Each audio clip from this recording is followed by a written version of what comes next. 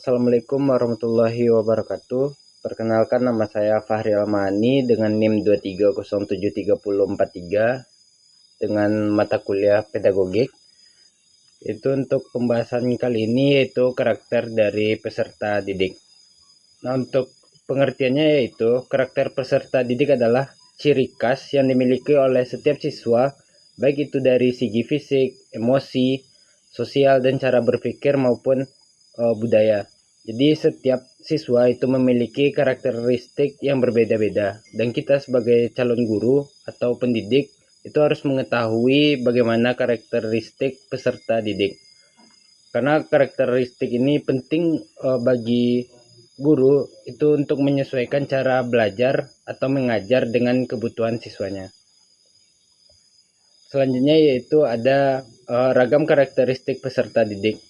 Nah, di sini sudah terbagi dalam beberapa kelompok. Yang pertama itu ada etnik, itu perbedaan suku atau ras yang mempengaruhi bahasa, kebiasaan, dan cara siswa berinteraksi. Jadi etnik ini berpengaruh kepada perbedaan yang ada di suku, ras, dan bahasa yang kita jalankan di dalam kelas, dan ini juga harus kita sesuaikan sebagai guru untuk mengajar kepada muridnya. Yang kedua itu ada kultural atau latar belakang budaya, norma keluarga, adat, dan juga tradisi yang membentuk pola pikir siswanya. Jadi setiap budaya dan adat yang ada di masing-masing siswa yang berbeda-beda itu juga harus disesuaikan oleh guru. Selanjutnya dari segi sosial, yaitu berkaitan dengan status ekonomi, lingkungan pergaulan, dan juga pola kehidupan sehari-harinya. Untuk contohnya itu kegiatan sosial orang yang tinggal di dekat pasar dengan orang yang tinggalnya di dekat pantai itu kan sangat berbeda, dan itu juga harus disesuaikan oleh gurunya. Dan kita sebagai guru kita harus paham bagaimana perbedaan-perbedaan ini terjadi di dalam kelas dan agar tidak terjadinya pergesekan. Selanjutnya itu minat atau kecenderungan siswa yang menyukai suatu bidang, contohnya olahraga, seni, teknologi, membaca, otomotif, dan lain-lainnya. Nah, ini juga harus kita sesuaikan.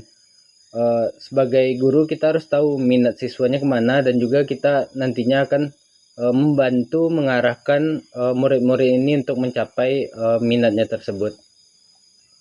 Nah, untuk selanjutnya itu perkembangan kognitif tergantung fasenya.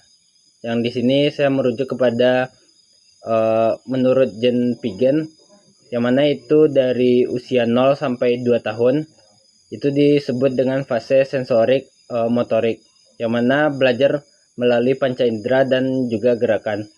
Anak-anak di usia ini mulai mengenal objek dan juga memahami tindakan-tindakan sederhana.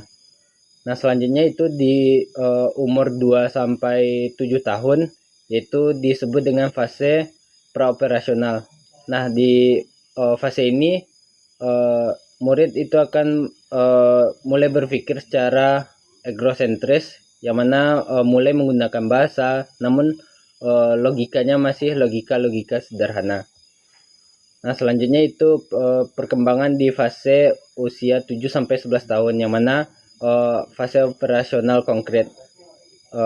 Pada fase ini siswa sudah mulai bisa berpikir secara logis, tapi hanya untuk hal-hal konkret, dan juga mulai memahami sebab, akibat, dan juga aturan.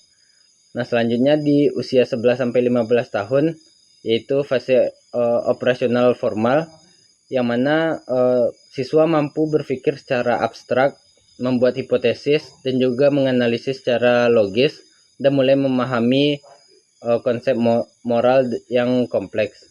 Nah, pada fase inilah kita sebagai guru, khususnya calon guru SMK, di sini kita akan mengarahkan siswa tersebut mulai berpikir baik itu abstrak maupun hipotesis yang formal, dan juga menganalisis secara logis bagaimana tata cara kerja. Contohnya di otomotif itu kita sudah mulai mengajarkan cara kerja baik dari fungsi alat alat yang ada di otomotif, cara kerjanya, dan juga nanti trouble atau problemnya di mana. Nah, selanjutnya itu yang keenam, untuk pengetahuan dan juga kemampuan awal dari siswa. Nah, di sini kita juga harus mengetahui dasar yang sudah dimiliki sebelumnya oleh siswa, dan itu yang harus kita kembangkan ke depannya. Nah, ini sangat berpengaruh terhadap kecepatan siswa memahami materi. Akan sangat berbeda ketika siswa sudah menerima materi dan juga siswa yang belum menerima materi. Dan ini harus kita sesuaikan, dan kita harus tahu sebagai guru mana yang harus kita prioritaskan nantinya. Selanjutnya yang ketujuh yaitu gaya hidup.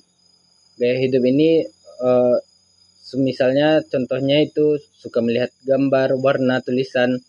Itu gaya hidup yang belajar secara visual. Ada juga yang tipenya auditory yaitu dengan melakukan panca indera dengarnya, dan juga melakukan lebih sukanya berdiskusi. Selanjutnya kinestetik yaitu belajar dengan gerak, praktik, dan juga aktivitas fisik. Nah, yang paling sering kita gunakan sebagai guru SMK terkhususnya di otomotif yaitu kinestetik ini. Kita belajar dengan gerakan fisik, bendanya nyata, dan juga belajarnya tata cara kerja dan sebagainya. Nah, yang selanjutnya yang harus kita ketahui sebagai guru yaitu motivasi belajar. Itu poin ke-8 yaitu dengan kita membantu mendorong untuk siswa ini mau belajar, dan juga kita bisa mendorong yang motivasi belajar yang berada dari dirinya sendiri atau intrinsik, dan juga membantu secara dorongan dari luar atau ekstrinsik. Selanjutnya yang ke-9 itu ada emosi, yaitu kemampuan mengelola perasaan seperti senang, marah, sedih, dan kecewa. Nah, kita di sini tidak bisa secara langsung itu mengelolanya, namun kita dapat mengarahkannya bagaimana siswa ini dapat mengelolanya, karena emosi ini sangat berpengaruhnya ke konsentrasi dan hasil belajar dari siswa tersebut. Selanjutnya yang ke-10 itu perkembangan sosial.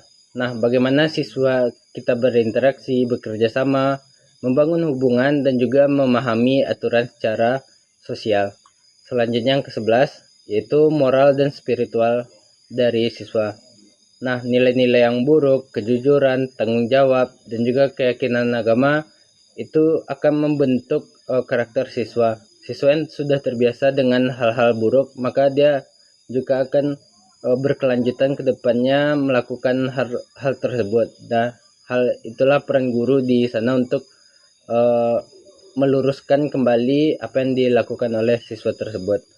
Dan yang terakhir itu ada motorik siswa, yaitu kemampuan fisik seperti gerakan mulai dari menulis, menggambar, berlari, melompat, dan juga bagian-bagian fisik lainnya yang harus kita pahami terlebih dahulu untuk menyesuaikan dengan minat bakatnya yang lainnya agar dapat kita kolaborasikan. Nah, itulah materi kita pada malam hari ini. Terlebih dan terkurang saya mohon maaf. Assalamualaikum warahmatullahi wabarakatuh.